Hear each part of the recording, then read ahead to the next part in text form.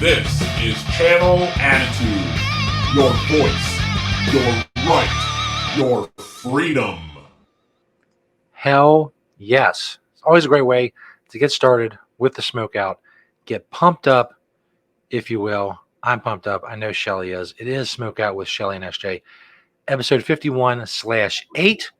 It's our 51st episode overall, our 8th episode for channelattitude.com. Subscribe on channelattitude.com for less than $1 a week. Get every episode on audio and video. And of course, you get to join us every single week. I send you an email on Thursday nights saying, hey, this is where we're going to be. You come hang out with us either in the private chat, on audio, on video, participate in the show, chill, ask questions, whatever you want to do. It's awesome. Join the Smokeout, channelattitude.com. Of course, I'm Stern Jesus. She is Shelly Martinez. If you want to know more about either one of us, you can find us at ShellySJSmokeout.com. Find our links, plus the links to the Twitter and the Instagram. See us on there as well on the social media. Shelly, what is up this week? A lot, but before we get into it, I want to know if you can relate to this. When you said episode 8, I try to put an 8 up, but like, look at how weird my fingers are. They're like, I could do a good 3, but on this side, it's like it hurts. I don't know. That's weird. Is it? See, this side's fine. It feels fine, normal. This, it's a struggle, and see, so that's why I had to do this. It's not a 6. Yeah. Not throwing signs, but it hurts.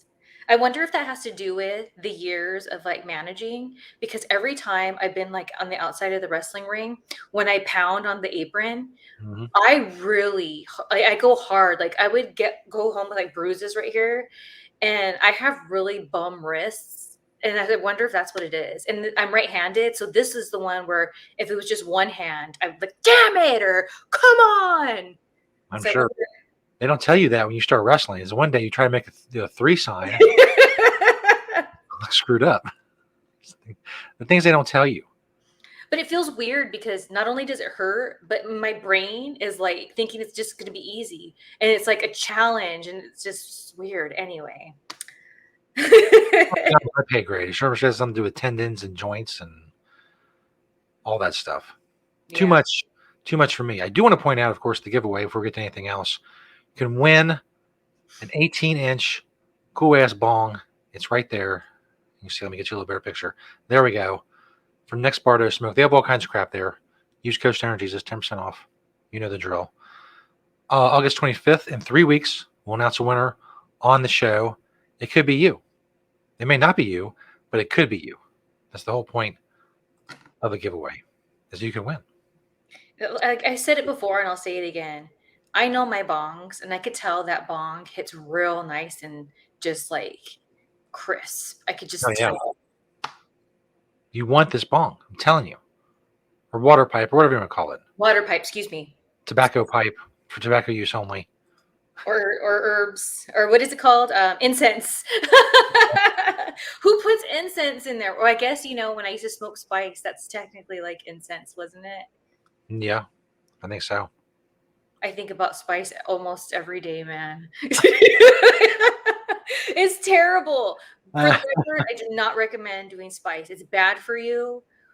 It's very, very bad for you. Known to cause seizures. I don't know if it's known to cause deaths. Maybe, but there's been a few. I remember writing stories. I used to write more about cannabis. There was one story about this girl who ended up, I don't know if she went into a coma. She ended up with some sort of brain damage from she just started having seizures, and just her I guess her brain didn't get enough oxygen for a certain amount of time or something like that. And, yeah. I remember, I don't know if I've said this on our show before, but part of what I used to do back in the day with my secret society is I would do one-on-one chats with people, and I called them friend dates. And I would literally be like, okay, what are you going to have to eat? And I would go get something special or something that I really liked. And I would act like it was meeting up with these guys. And it was just one-on-one, meeting up with these guys. And if we were at a restaurant or something, and we'd sit there and hang out. I'll never forget. I was living in Hollywood at the time. I was living in a studio apartment, and I just remember sitting on the floor with my laptop, and like I was taking hit after hit of the spice. And so think like you know how you do with normal herb, and like all of a sudden I just remember the dude's face. And to this day, like I'm still cool with this guy. Like I consider him an internet friend. So I was very comfortable with him at the time. I just like saw his face and it just like tripped me out. And I was like, you know what? I need to get some air real quick. Let me call you right back. And I went outside and I was flipping the F out. I was just like, oh my God. It took me a long time to come down from it. Of course I went back to smoking more, but I just didn't do it as heavily. But that damn spice, man, it'll get you. Yeah, stay away from that shit. The real stuff. Get the real stuff or don't bother. Yeah. There's Or chemicals. there's other things you can do, like, stuff that's not going to kill you or give you Yeah, seizures. chemicals. I mean, it's just like shit with numbers and letters and like some college kids threw together some shit, and it's hard telling what's in there, what it's going to do to you. I remember I used to go, there's a liquor store down the street from me, and I just go to the liquor store, get my Black Mamba or Mr. Nice, and I get that, and I would just taste like crap, smells like crap, but man, it got me lifted. There was a time where a friend of mine was on this show, this dating show, and it was like have you heard the Bad Girls Club, that reality show? Yeah. Okay, so what it was girls from the Bad Girls Club kind of doing a kind of like bachelorette kind of show kind of thing. So he was one of the dudes trying to like win the heart of one of these bad girls. And I guess he couldn't get any of his ex-girlfriends to agree to go on the show. So he listed me down as somebody who, because didn't live in LA, that lives in LA, that was like a reference. So they called me up because they totally did it, like didn't let him know like what was going on, totally surprised him. And they're like, hey, we can't get any of his girlfriends to come, but you being somebody that knew him, like, would you come? I was like, hell yeah. So I just remember I was there with all the ex-girlfriends, and I got them so messed up on spice because before we started filming the show, I was like, dude, I'm not holding, I need something. So I went to a liquor store, got the spice. I was like, all right. I was just smoking it up. And then me and the girls got along really well, the ex-girlfriends. And I remember some of the ex-girlfriends were like, oh, this isn't real. He's not really trying to get with this girl. Like, this is just what we do to get money, like reality show people. And I was like, oh, okay, that makes sense. Like, because some of these girls were really, really nice. And I was like, how is it that like you're dating some douchebag that wants to be on the show? And then I remember we were all effed up, man. And then they started serving us alcohol, of course. And then I saw some ugly things go down. This is what my opinion of reality TV was like, ew, because they, of course, were listening in on us talking. So the girls that were talking about how, like, oh, he's not really trying to get with her, they would plant certain producers near that girl to be like talking about her boyfriend, like, oh yeah, he was kissing her and da da da da da. So these girls got like legit mad. It was no more fun and games. Like, it was crazy, and we were all effed up on spice because I was spice. And I remember one girl, she was like, I came here to give him back his key or something like that to like where they live together, because she told him if he went on the show, like she would not be with him when he came back.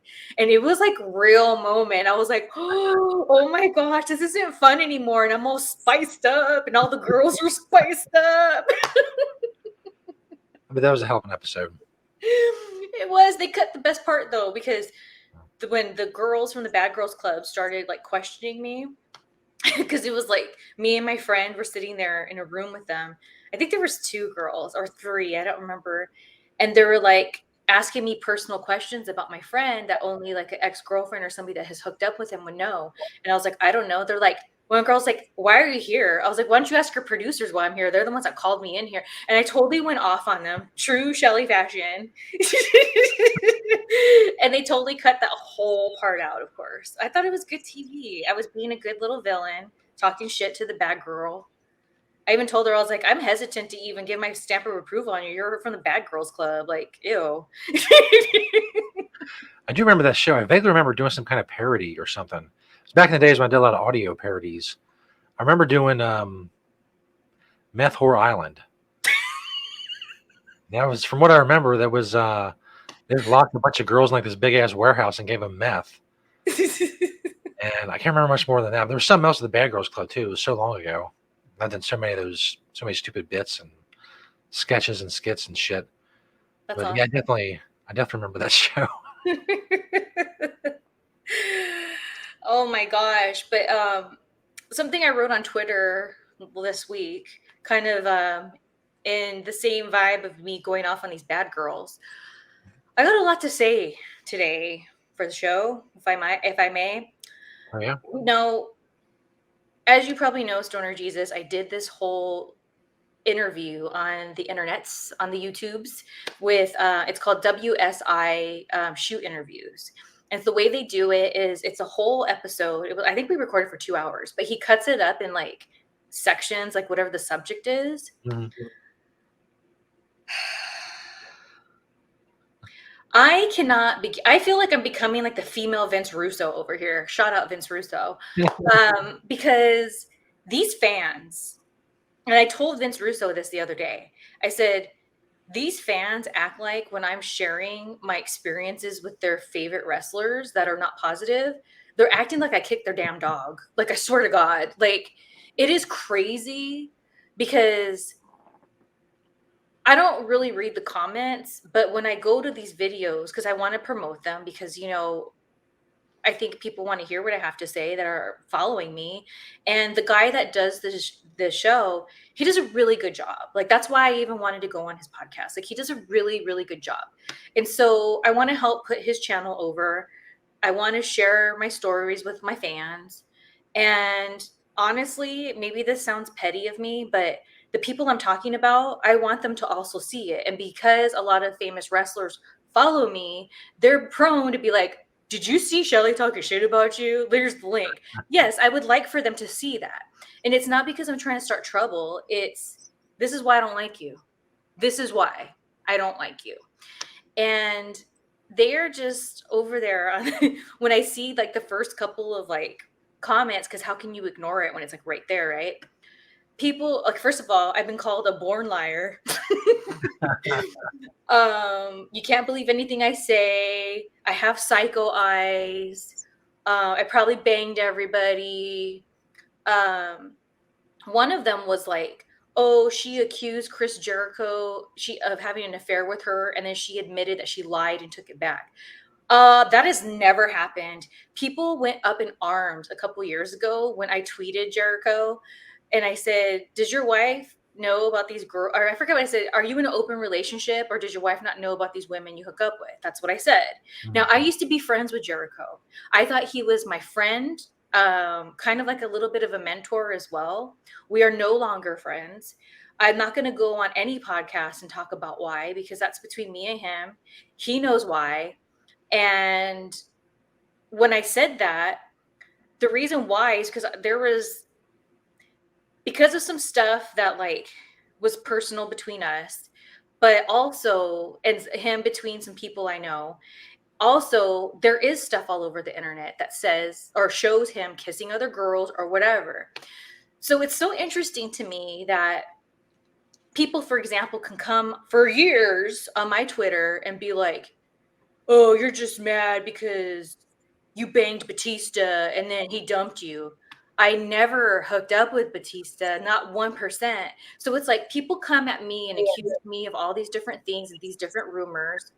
But because I was in professional wrestling, because I shared a locker room with these people, because I know these people, it's like these internet warriors make it seem like I'm not allowed to say anything. Like, how come they can say all they want, these fans that know nothing really? They just know rumors. But yet, if I say something, I'm like the biggest bitch on the internet. And it's like, why is that? That's so dumb. I don't get it. I stopped trying to figure it out a long time ago.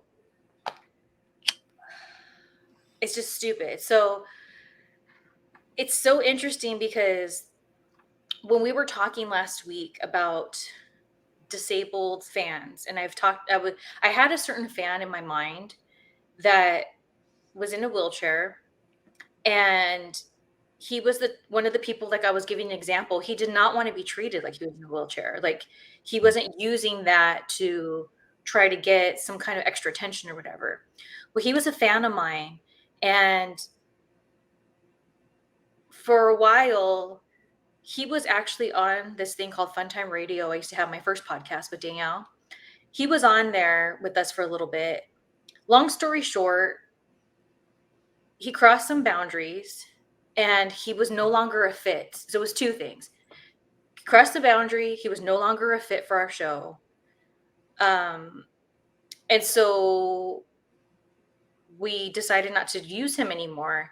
And so this last video that was, or not last, but one of the last ones that the WSI put up was me talking about why I don't like Shawn Michaels. And he put in there, I saw it, it was like, I used to do Shelly's first podcast with her and her sister. And there was a misunderstanding between me and her sister. And so she told Shelly, and Shelly treats me the way Batista and what's his face, Shawn Michaels treat her. And then he was just like burying me. And I was like, wow. And that's what I put. I commented back. I put, wow. I don't know if he replied or whatever, but it's just like people are just really coming for me.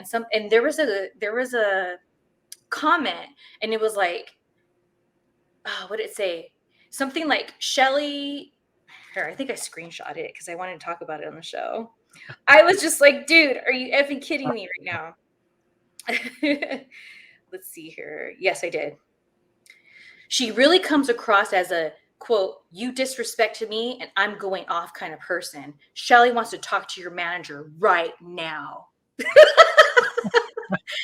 Now, first of all, let's talk about that comment. Yeah. If I don't care who you are, and this is what I told Johnny Ace when Batista and I got in that fight backstage, and he told me, how dare you talk to top male talent that way?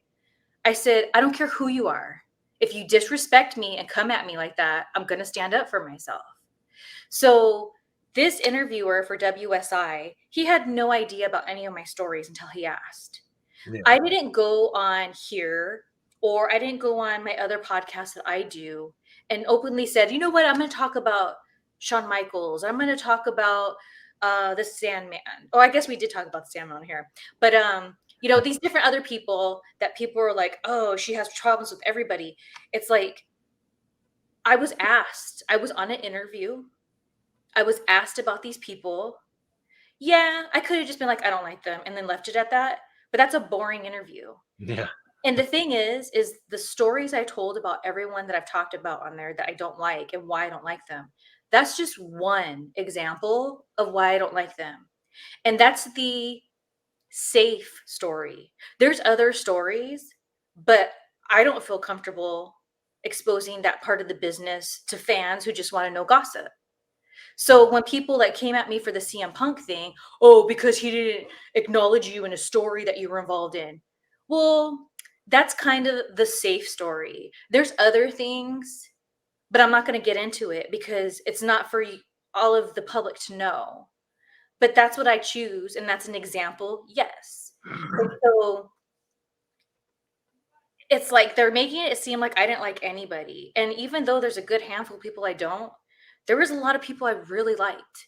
I liked The Big Show. I liked Shane Helms. I'm trying to think of some other people. I liked Edge, who was another big name. John Cena. Even though I don't know these girls too well, I had good experiences with Tori Wilson, Candice Michelle. I love Jillian Hall, Crystal Marshall. There's like Shelton Benjamin. There's so many people, but he didn't ask me about those people. Yeah. And those were the people of my era. Elijah Burke, I freaking love. We were in OVW together, and then we got to go on the road together. Monty Brown. There's just so many people. Like, even though Johnny Ace is like, people are all pissed at him or whatever, I had a great relationship with Johnny Ace. He never tried to bang me or anything, but like I felt like I can go to him and I talked to him and I liked joking around with him. Joey Styles. Like there's so many people. Like even my interactions with Vince McMahon were all positive. Like I think he sucks to what he does to other people, but like I don't have a Vince McMahon story to say because I never got into it with Vince McMahon because nothing ever happened. I like Stephanie McMahon. I love Paul Heyman. So it's like there's more than just these people. It just so happened the dude asked me about these people. That's right. It's a better story anyway with the people you have negative interactions with. People don't, especially on the internet, they don't want to hear about, "Well, I like this person. I thought this person was cool." They get kind of tired of that shit quickly. There's not enough drama in it for them.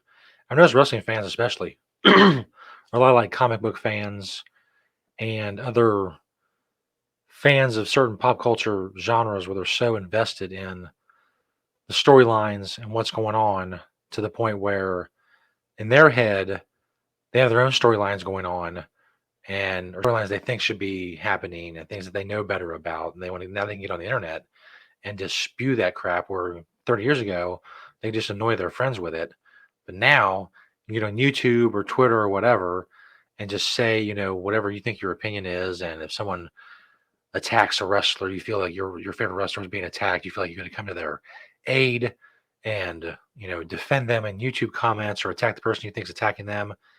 And it's just it all comes back to people having too much time on their hands. They have to worry about death or pestilence or the Black Plague or anything like that. Or women are dying of childbirth regularly at 30, and the shit that used to happen just 200 years ago. And now we have so much time on our hands. We're not using a lot of it wisely. We're using a lot of it to do stupid shit on the internet, which is in the history books that'll be the downfall. People doing a lot of stupid shit on the internet, and they weren't paying attention to the real world, and the real world fell apart, and here we are. And what's crazy is I also saw a comment with the Shawn Michaels video, and it said something to the effect like even Undertaker said he wouldn't piss on Shawn Michaels if he was burning or something like that. And it's like, so it's okay for somebody like the Undertaker to say whatever. And that's the other thing that kind of like irked me a bit. It's like I kind of feel, and this is just my opinion, if I had stayed around a much longer and like really made a name for myself and I was a male wrestler, I feel like people would not be coming for me. But because I was only there for my 15 minutes of fame and I'm a female, it's like I'm a liar, blah, blah, blah. Another comment that was made, a screenshot. So she's mad because he didn't shake her hand. Who is this person? I mean, yeah, Shawn Michaels did some foul shit, but I mean, come on, because he didn't want to shake your hand. Now, here's the thing. In the world of wrestling, when you are talent, it is a huge, huge rule to shake everybody's hand. There's times when if someone doesn't shake someone's hand, and let's say it's their first time backstage, they're trying to get a job, they're really nervous. And let's say this wrestler over here that's been around for a long time, a superstar in that company, let's say maybe they're in a bad mood or they feel threatened by this person because maybe they think they're going to take their spot.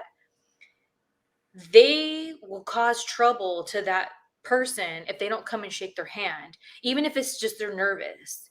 I remember hearing stories about a girl that before she became famous in wrestling, when she'd come to catering and when she was trying to get her job, she would feel uncomfortable going up to people and interrupting them while they're eating to shake their hand. And then later, they were like, she didn't shake so-and-so's hand. Oh, yeah, I don't know about her and blah, blah, blah. So this person over here, this random Biggs with a Z, has no idea what he's talking about. That's why when Shawn Michaels ignored me purposely to put his chapstick on, to not shake my hand, to avoid it, that was a statement. That was a huge statement. It wasn't that all of a sudden he was like, oh, shoot, my lips are dry. It was on purpose because he didn't want to shake my hand. When I had my wrestling boyfriend, I remember I saw him at a show. It was the first time I saw him after we broke up. He came up to me to shake my hand, and I wouldn't shake his hand. He was like, "Really? You're not going to shake my hand?" I said, "No. This is a big deal." I was making a statement, and everyone in the room was like, "Oh, damn, she didn't shake his hand." So shaking hands is a huge, huge, huge thing when you don't do it, especially if you are purposely. It's not like, oh, you're busy or whatever. When you go out of your way not to shake someone's hand, it is a big effing deal. And that was the last comment I had saw. I was like, I was like, you know what? These people know what they're talking about. Whatever. If they want to hate me, that's fine. If they want to talk crap about me, that's fine. Like, I'm not going to sit here and police myself against people who don't even know what they're talking about. And I promise you, Shawn Michaels, Randy Orton, The Sandman, who else? Matt Stryker, everyone I talked about on there that I didn't like, I promise you, they do not care that I said those things. Maybe it kind of rubbed them wrong, but I'm pretty sure they were like, she's washed up, she's a has-been, she hasn't been in the scene for a long time, she never made a name. Who the F is she? F her. And that's fine. But these fans are like coming for me like as if I hurt these wrestlers' feelings. They don't care. They don't care. I'm nobody to these people. Who is she? You know how many times I hear that? That's fine. It doesn't hurt my feelings when people don't remember me because I was there for such a short time. Like, I feel very blessed and grateful that I've been able to make a living for myself based off of that specific character and that TV time I did have. But there's so many wrestling fans who have no idea who I am, who my character was, and I'm okay with that.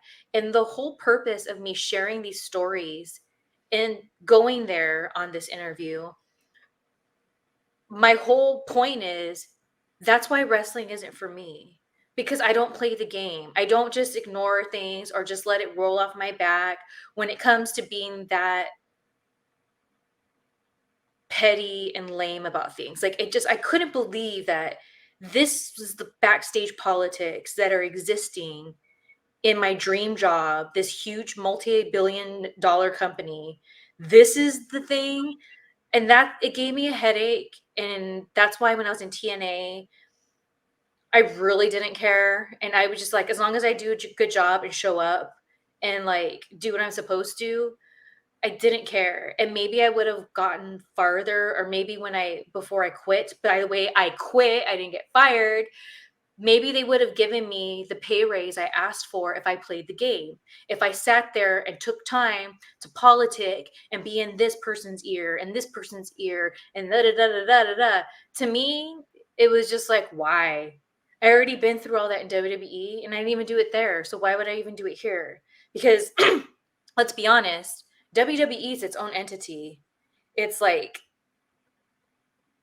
whether people are thriving in TNA, Japan, Mexico, now AEW, most of those people would ditch any of those companies like that to be in WWE. So it's like, I feel like I went from high school to like middle school or junior high when I went to TNA. And then when I went to the Indies, it felt like I went back to elementary school. Like, that's why I didn't care there. And at least I had a little name for myself, so I was able to get away with more and like whatever. But I don't think people understand, like, these are examples of why I realized I am not meant to be in wrestling because I'm not down with the game. Yeah, most people, you can't convince most of people to make these comments that there's things they don't know about their favorite thing, like I said, whether it's wrestling or comic books or whatever. But, it's definitely interesting talking about Vince McMahon. Obviously, the big news is that he retired from WWE. A lot of stuff going on over there, shakeups. Triple H isn't head of creative, from what I hear. What do you think about Vince McMahon? Did you think Vince McMahon was going to retire, or you think he was just going to die, in that chair with his little headset on.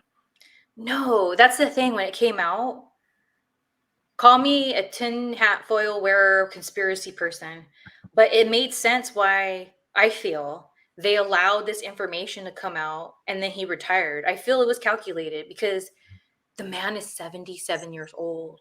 Like, even though you may look at him and be like, "Ooh, he's not aging well." That's only because you remember him from being on TV from when he was younger. Like, he actually is aged pretty well, especially for having that hard life, you know, Mhm. allegedly being a part of doing steroids. I don't know if it's true or not, but like allegedly. And then living that road life, you know what I'm saying? Like, living on the road, and even though he wasn't like the wrestler or whatever, like, he's been a part of it for a long time. He wasn't just like,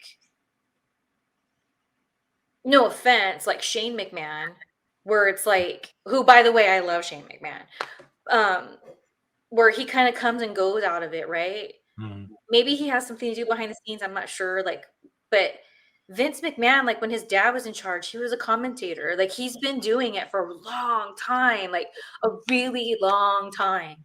And what is it gonna be, 80, 90 years old if he lives that long, still doing that? Like, and the thing is in my opinion, I feel like everyone there knew what the deal was, the timeline. And that's why Stephanie's been groomed the way she has. That's why Triple H has been groomed the way he has, and whoever else is in charge. Because there was going to come a time where Vince was going to be like, I don't want to do it anymore. Like, I'm sure he still calls the shots and everything at the end of the day, but that's why he's groomed these people, because now they know what he's going to like, what he's not going to like. And if they do something he doesn't like, he's going to say something. So it's like, what do people expect? Oh, old Vince McMahon, like, oh, like, you were already sharing in one of our shows that like he was having a hard time keeping like his balance, like when walking around the ring or whatever.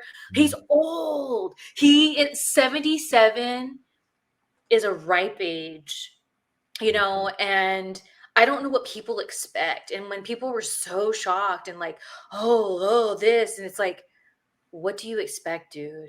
77 years old. That's right. I hope to still be doing this show when I'm 77. Remember what 77-year-old me is going to look like. This is what 42-year-old me looks like, and it's not good. What 77-year-old me is going to look like. But think about it. That works because you're sitting there, you're in the comfort of your own place. Sitting down. Like, you run it, you do your thing, but like, you can do other things in life.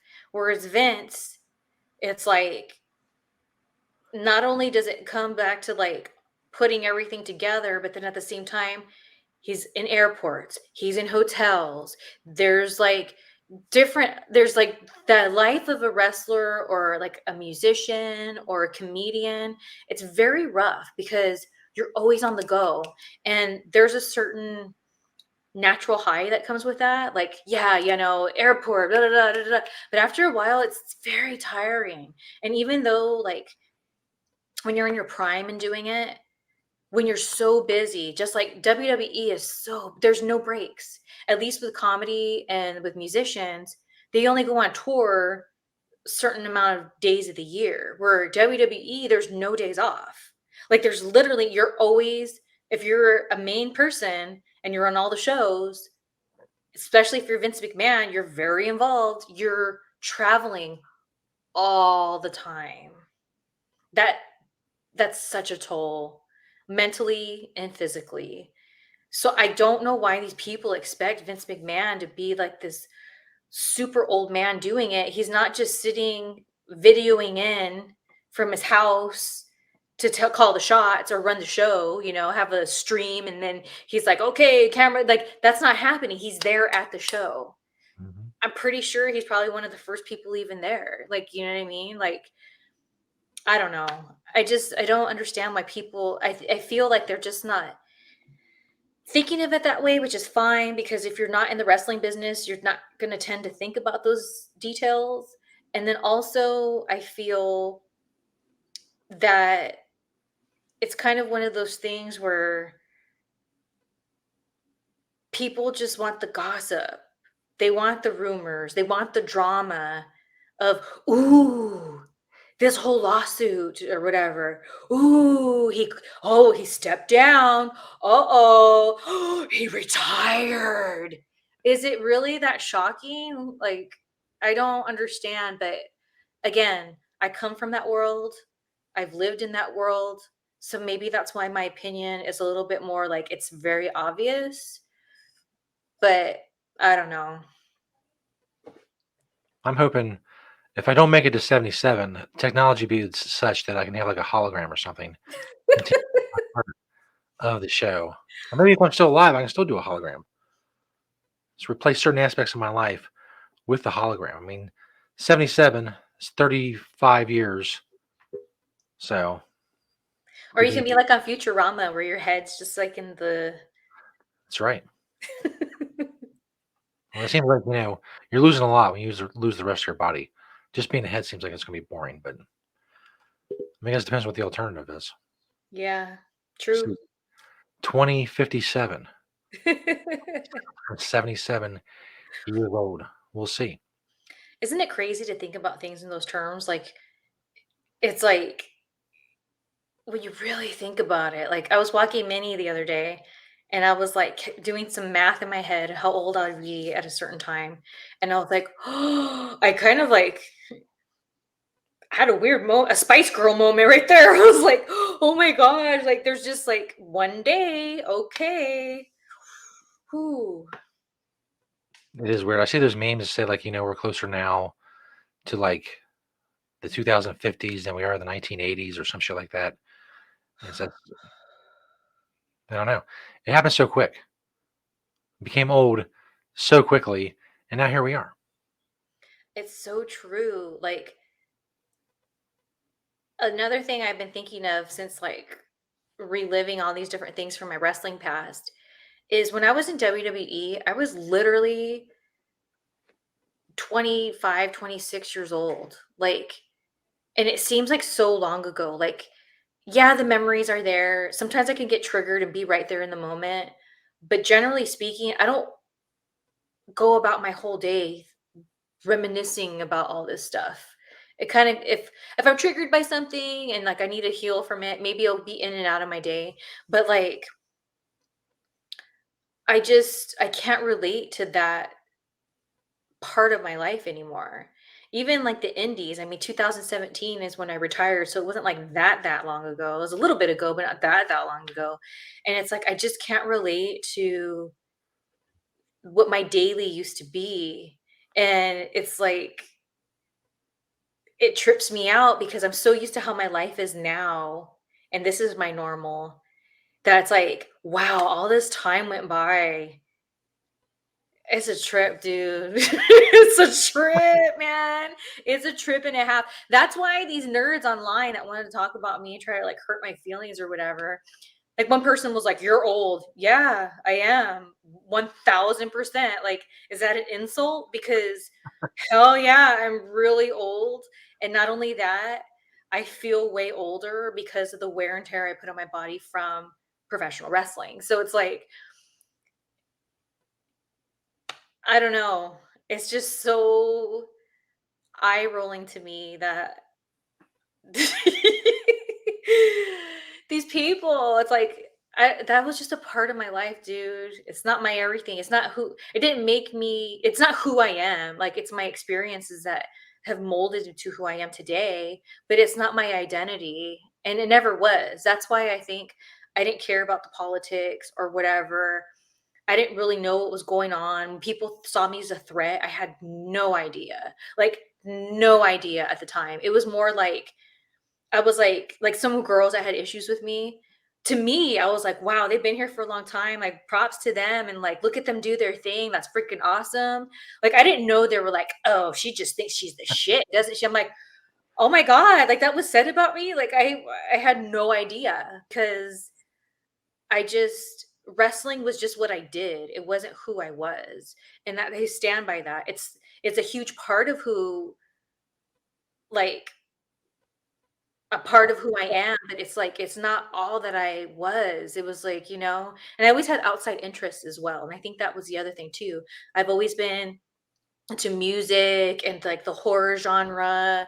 And like on my days off, I'd go and do things. And it wasn't like I was just sitting there. Like some of my people, like I was around, they were just like on their days off, like plotting to what their next political move would be so they get more TV time. And it's like, oh my God, that's so exhausting. And so I found myself just around a small group of people who, when we got together and we were smoking it up, eating Papa John's, going to the gym, like doing things, we go out on little adventures, all freaking high, hitting the bomb or excuse me, water pipe in the car, just like having a good old time. Like we weren't like, oh, so I gotta get in Vince's ear and da da da, and then this guy's burying me and blah blah blah blah blah. It was our escape from that. And those people in that group, for the most part, aside from like one of those people that at the top of my head, they're not those people today either. Like we all have our own things going on in our lives, but like I never saw them conform to like being those douchebags, except the one person. And I think that had a lot to do with it. It's just like we had other things going on, not just wrestling. Yeah. Sounds exhausting. Sounds like an Mm. exhausting life.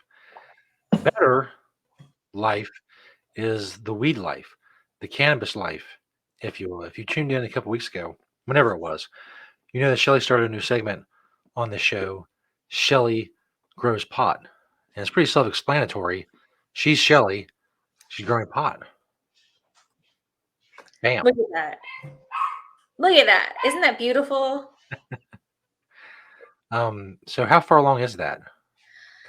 Well, I was told in October it would be ready to harvest. So Okay. that's just a few months away. We shall see. We shall see. Keeping it alive. When I first got it, some of the leaves were a little brown, and I feel like most of that brown is gone. There's a couple like on the tips you just see a little bit. So I've Mhm. really been nursing it. I was talking to it earlier and I was watering it. Gave it a little spritz there. And yeah, dude, and it's starting to have a little bit of a smell to it, which is really nice. And I think it's going to be good. I'm really, really, really excited about it. I think there's studies, I may be wrong about this, that show that certain types of music and stuff are better for plant growth. But, you know, I don't feel like I would be good at growing a plant. I've never been really good at it. I've never tried marijuana because of the legality issues, but it's definitely, you got to put some work into it. It's not one of those things you just throw some seeds in the ground and then, come back in 6 months and you got weed. It's better to grow it, to grow good weed. If you just want that shit that comes in a brick from Mexico, well, I mean, anybody can do that. I could do that. But the point. See, for me, that's like one of my I have like a lemon tree too that I tend to. It's right next to the plant. And I really been enjoying bringing back to life my lawn, both in the front yard and the backyard, because being here in SoCal, especially during these hot seasons, um, it gets really dry. And where I live, it gets really hot, like really, really hot. And so, my grass really was affected by it. So I've been really tending to it, and I've found a lot of enjoyment in it because always doing content creating, editing, shooting new stuff, things like that. Even though, I mean, it's great, but it is a lot and it is my job. So it's not always like something that I feel like I want to do, but I have to because how else I'm going to make my money. So tending to these plants and the grass and all that, it's like that's my escape because I don't have to worry about being gussied up, being camera ready, editing. Like it's just I can zone out and just like be present and like take care of these plants and grass. I'm no, kind of like a king of the hill. I'm kind of like Hank Hill with my lawn. I'm just starting to get real proud of it. there's no YouTube comments on the pot plant or the lemon trees or the grass. So Yeah. They No just want me. They embrace me nurturing it, and so there you go. There you go. You get various updates throughout the next couple months. We'll follow the progress. Did I ask you if it had a name? Did you tell me if it had a name? Okay, so I was told that it's been known by many different names. Special ed, which I've never heard of before. Liz, which I've never heard of before. And then he said Glow was another one. So I think I'm just gonna rename it. There you go. I have to test it out first, and then I think Special Ed is a good name. That's like a great name. what's that? Special Ed is a great name. Two D's. Two D's. But My I feel like I have to sample it to see. then it'll come to you. Yeah. Inspiration. Yeah. That's what especially because there's no concrete, it's not like a, Black or White Widow or Blue Dream. It's not like a strain from that kind of thing. Being that there's so many names, I feel like I can name it whatever the hell I want to. That's right. No one's got to know. No. It's just there's thousands of names for probably what's like 50 strains. You know what? I think I got a name. Okay. Let me give you the backstory before I reveal the name. So, this goes to another point I totally forgot about. Okay. All right. So here we go.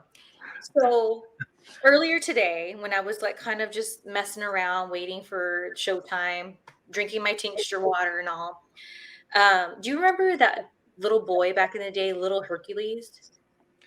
Yeah, like the real muscle kid. Mm-hmm. Yeah. Well, on my feed, I saw that it was like a story about little Hercules and where he is now. I guess now he wants to be like involved in NASA. I kind of skimmed through it, but I've definitely seen a documentary on little Hercules like in the last few years, and it's so crazy because I remember when I was younger and little Hercules like first came out. I was kind of jealous because I was like, wow, I wish that I had that kind of like discipline and guidance from my family. Like, maybe I'd be more successful in different things. And then when I watched that documentary, I was like, ooh, that's too much. Like, this isn't good. What they did to him is not good. And so I was skimming through it. And one of the things in this article, it showed a picture of Hulk Hogan and him. And of course, yes, I don't like Hulk Hogan. And one of the things that I've always wondered, I was like, why is Hulk Hogan's eyes always like super red? And it doesn't come off to me like he's high. They're just like this bloodshot. Ugh. And so I was like, well, maybe he is because I mean, he's from the era of like when I was a little girl, he was a huge deal. And I guess he's still a huge deal. But as far as like when I was a wrestler in WWE, he wasn't like around. So I don't like here and there he was, but like he wasn't like of my era. So I don't know if he smokes or not. So I looked it up and it says here Hulk Hogan is the only wrestler on the list whose namesake inspired a strain of marijuana. Considering his infinity for affinity, I can't talk, for smoking weed, he must be honored by this fact. According to the Ultimate Warrior, Hogan would smoke weed every day when he was WWE's biggest headliner in the 80s. And so I thought, no, that's false. Because when I moved from Kentucky back to California, RVD, he was already living here, and he was the one that smartened me up to having a recommendation so you could be legal. It was before when you had to have it. So to get my family to like not be totally like pissed at me for smoking because I was like not a smoker when I left, I thought I'm gonna be legal. I'm not gonna break any laws. I'm gonna be legal. So he would go to this place called Venice Beach Kush Club in Venice Beach, right there on the boardwalk. And it was a dispensary, but downstairs they had a doctor who would give you your recommendation if you got approved, which, by the way, everyone gets approved. So I became friends at the time with the owner of Venice Beach Kush Club. And I remember RVD's wife at the time, Sonia, shout out Sonia, love her. She was like, we're all smoking. And she told the owner, she was like, you should have a nice indica named after Shelly. And when I was in WWE, RVD used to call me Vampire Girl. So he was like, that's a great idea. So what he would do, this owner, is every time they got a new indica strain in, he would call me up and he'd be like, hey, you want to test these out to see if it's like your strain? I was like, hell yeah. So I was smoking all the time over there. I finally found a good one. And at Venice Beach Kush Club for a long time before I had a falling out with that guy, there was Vampire Girl, and that was named after me. So this whole article that Hulk Hogan's the only no. So this over here, this little plant, it might have to be Vampire Girl. There you go. The legend is born or reborn, as it were. Long live the vampire. Yeah, I never really heard anything about Hulk Hogan smoking weed. It doesn't seem like Yeah. I don't know. I mean, I guess most of my knowledge of Hulk Hogan is based on that reality show they had, and then like the sex tape where he was banging Bubba the Love Sponge's wife and dropping F-bombs while talking about his daughter, not wanting her to date black guys. I forgot about that. And here's the thing, and Hogan Knows Best, he never came across to me like he was high. He just seemed grumpy and miserable. And so when I've looked into this, like why are his eyes red back in the day, because I've looked that up before because it bothers me. It creeps me out, to be honest. Like, I'm not trying to be a bitch, but it creeps me out because they're so weird. And then I thought, well, maybe he boozes. Like, sometimes when people booze for a long time, they get different kind of like weird whatevers. I don't know. It just creeps me out. Like his red, bloodshot, blue eyes. It creeps me out, dude. But I'm glad I came across that little thing. So I'm like, no, dude, you're not the only one. Vampire Girl. That's right. We need to get that into the press. A little bit of publicity for the strain or whatever. Another thing that always bothered me about Hulk Hogan is like how his whole thing is to say like dude, but he says it in the wrong context. Like when you're like, come on, dude. Hey, dude, let's go. Hey, dude, don't be cool. Come on, dude. It's like so forced and so like not natural. Don't be taking West Coast dude and like effing it up, Hogan, with your bloodshot blue eyes. So those of you who watched the show in its previous incarnation before channelattitude.com, make sure you subscribe. Less than $1 a week. We did like, I guess you'd call them specialty shows. One of them was a roast of Shelley for her birthday. One was we watched Home Alone. One was we ate pizza. So you could eat a whole pizza first. I think we need to start brainstorming more ideas for those types of shows, so people have something to look forward to. Not that the stories and stuff are great, but every now and then you throw in a little bit of something, a little curveball, if you will, if I may use a baseball metaphor or analogy, whichever one.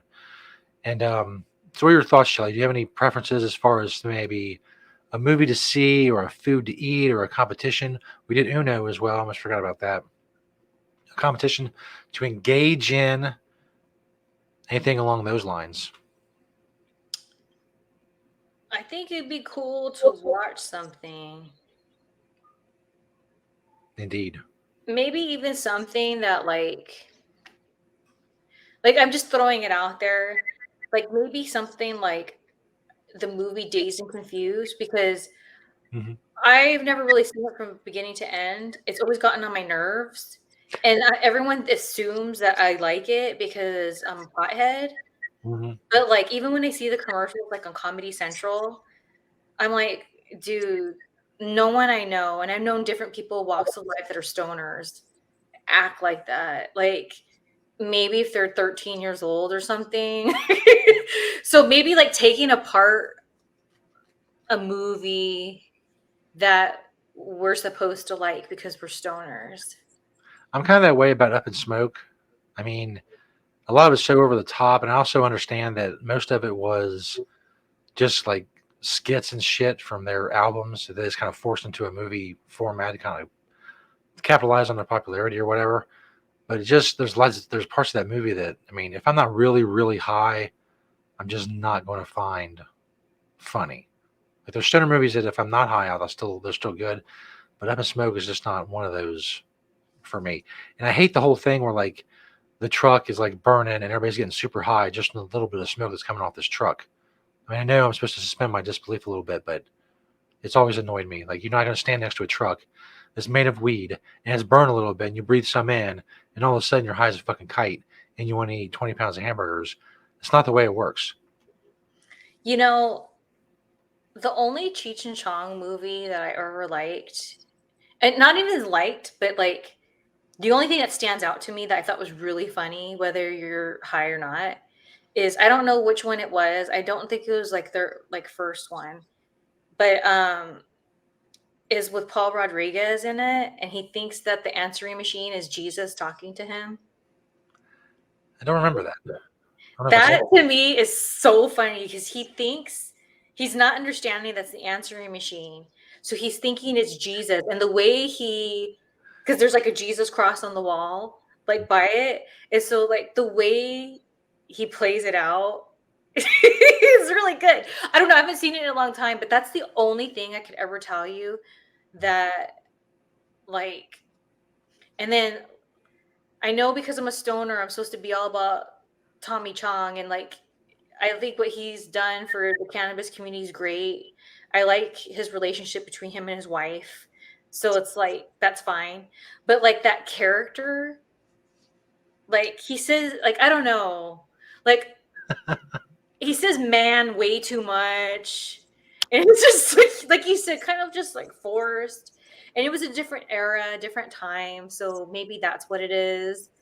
But it just kind of gets on my nerves, like, yeah, man, man. It's like, oh my gosh, it's too Now much. he's a TikTok star apparently. He's on there all the time, and Cheech is on there. He's on there with his wife. I had Shelby on a few years ago. Shelby Chong on my show like 3 or 4 years ago, something like that. But I go scrolling through TikTok, and he's like every other video is him. He's doing like 10 videos a day, like all kinds of shit. So I mean, that's the way to go. I don't know. I remember a See, lot of the movies. Like one, I get them confused, but I know the one with had Pee Wee Herman in it. Uh, that was pretty funny. And one, I think their last one, Still Smoking or whatever. They went to Amsterdam, and for some reason, everybody thought they were Burt Reynolds and Dolly Parton. So they went to the hotel with Burt Reynolds and Dolly Parton, and again, it's not the greatest plot in the world, but if you're high enough, see, some I don't know. I've been very medicated watching it, and I get annoyed and bored. And like I said, I know I'm supposed to be the opposite way, and I'm more of a fan of Chong with like his awareness of what he's brought to cannabis, and when he does bits with his wife, like whether they're showing you what they got or they're talking about how their relationship's awesome because they just always smoke together or like whatever. Like I'm more of a fan of that stuff. And then Cheech, I don't know. He's just kind of there to me. Like nothing stands out to me. Because I was going to say maybe other movies. It's like, what has he even been on? Like I don't know. I know he's been on a lot, but it's just like there's no interest there for me. yeah, he was in that movie Tin Cup with Kevin Costner. I don't know if he was like a caddy or whatever. I know he was on that show Nash Bridges with what's his face? It was from Miami Vice, Don Johnson. I remember that he had a cool car, and like Cheech was his sidekick. He got away from the weed stuff for a long time. He was just Cheech, the guy who doesn't smoke weed, plays these characters. Yeah. But now he's back into it full force. I mean, why not?